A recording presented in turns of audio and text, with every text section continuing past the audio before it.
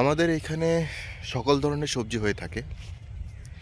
বর্ষার পরে যখন এই জমির জলগুলো শুকিয়ে যায়, তখন বিভিন্ন ধরনের চাষিরা, কৃষকরা তারা বিভিন্ন ধরনের সবজি করে থাকেন। আমাদের এখানে প্রায় সকল ধরনের সবজি হয়ে থাকে এবং এখানে এঁটেল এবং বেলে মাটি দুটোই আছে, কারণ পাশে আমাদের মেঘনা নদী। তো মাটি নিয়ে আমাদের এখানে কোনো সমস্যা নেই, কারণ এই যে দেখুন এখানে ছোট মরিচ গাছ, কাঁচা মরিচ গাছ, এ পাশে আছে বাঁধাকপি, অনেকে ফুলকপিও করে রাখছে। তো এগুলো হচ্ছে আপনার শেষের দিকে আসলে।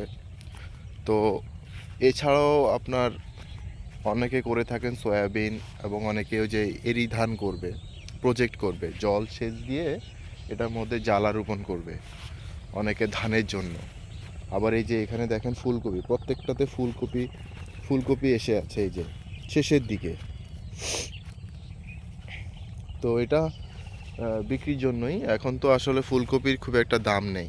তো আমাদের এখানে সকল ধরনের সবজি হয়ে থাকে। কেউ এটার পরে করবে সয়াবিন, সয়াবিনের পাশাপাশি পেঁয়াজ করবে, রসুন করবে, টমেটো করবে, বেগুন করবে, সরিষা করবে, আর হচ্ছে আপনার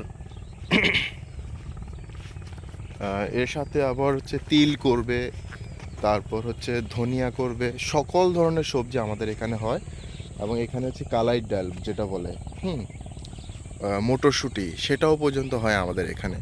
তো আমাদের এই চাঁদপুর হাইমচর থানাতে, মানে এই চাঁদপুরে বিশেষ করে হাইমচর এরিয়াতে সকল ধরনের সবজি হয়ে থাকে। তবে এইখানে এখন সবাই পানের বরের জন্য একটু ঝুঁকে যাচ্ছে, কারণ পানের এখন দাম ভালো, তবে সেটা সময়ের সাথে সাথে কখনো ভালো থাকে, কখনো খারাপ থাকে।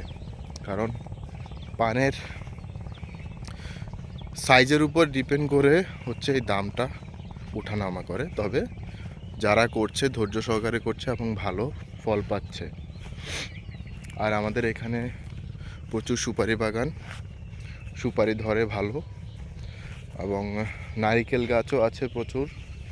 এখন হচ্ছে নারিকেল খুব একটা গাছে পাওয়া যায় না, কেননা হচ্ছে গাছের মধ্যে কেমন যেন একটা ব্যাকটেরিয়ার মতো কিছু একটা ইনফেক্ট হয়ে গেছে, যার কারণে নারিকেলটা হয় না। তবে আমাদের এখানে যে সকল কৃষকরা আছেন, যারা জমি চাষ করেন, আসলে বেশিরভাগই হচ্ছে হতদরিদ্র লোক। তারা ওইভাবে আসলে জমি চাষ করতে পারে না, কারণ তাদের আর্নিংটা বন্ধ হয়ে গেছে।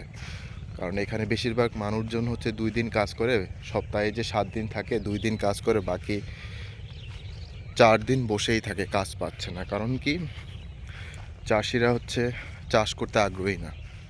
বিভিন্ন ধরনের কীটনাশক, সার, ওষুধ, এগুলোর দাম প্রচুর, তারা ন্যায্য মূল্য পায় না।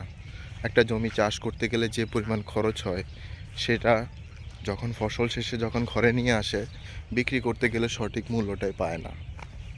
তো আজকাল আসলে সব কিছু অনেক কঠিন হয়ে গেছে, বাস্তবতা বড়ই কঠিন, যেখানে টিকে থাকাটা অনেক কষ্টকর।